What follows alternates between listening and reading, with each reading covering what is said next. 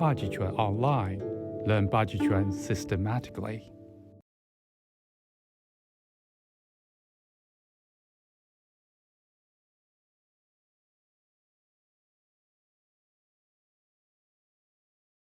Sifu or shifu?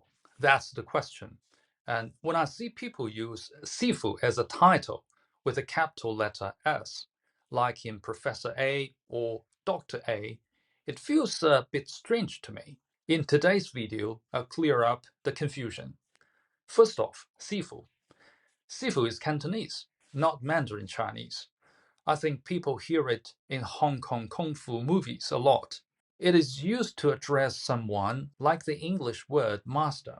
In that sense, it is not a title. It means someone who's very good at something, not limited to martial arts.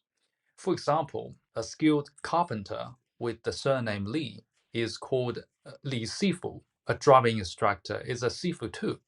And it is written in Chinese like this. The first character, Si, means a teacher, while Fu means someone who assists. So Sifu is someone who instructs and assists the learner. In Mandarin Chinese, the pronunciation is shifu. So Sifu and shifu are the same in this sense. Okay, now, there's another word in Chinese with the exact pronunciations. Cantonese, Sifu, Mandarin Chinese, shifu. But when writing out in Chinese characters, it's like this. Can you see the difference? The second character in this word means father. A sifu or shifu in this sense is someone who formally accepted you as their disciple. You undergo a ritual for a master to accept you as a student. Once you became formally accepted, the master and you will form a bond like father and son. The master's wife will become your shinyang. Shinyang is a respectful term for the master's wife, treated with maternal respect. So, strictly speaking, you should never call someone sifu or shifu in this sense unless you become their formal disciple. Also, in this sense,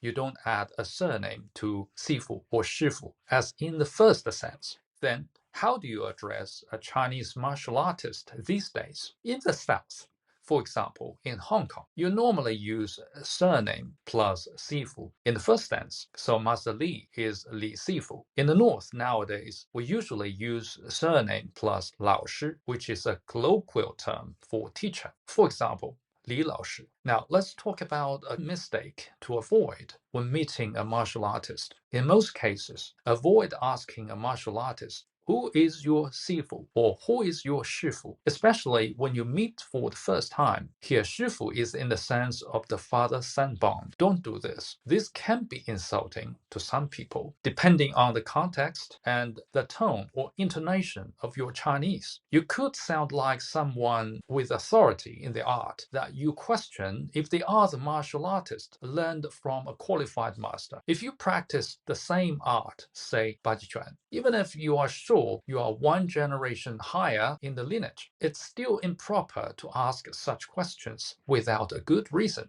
I know some Chinese masters like to do this, but don't do it yourself. You could ruin a potentially good relationship in the circle. As a Chinese martial artist, being modest is very important. If you show respect to other martial artists, you will have lots of friends who are much better skilled than you to help you grow in the future. A good relationship is what we value very much. Okay, that's the differences between Sifu and Shifu and their different senses. I hope you enjoyed today's video and see you next time.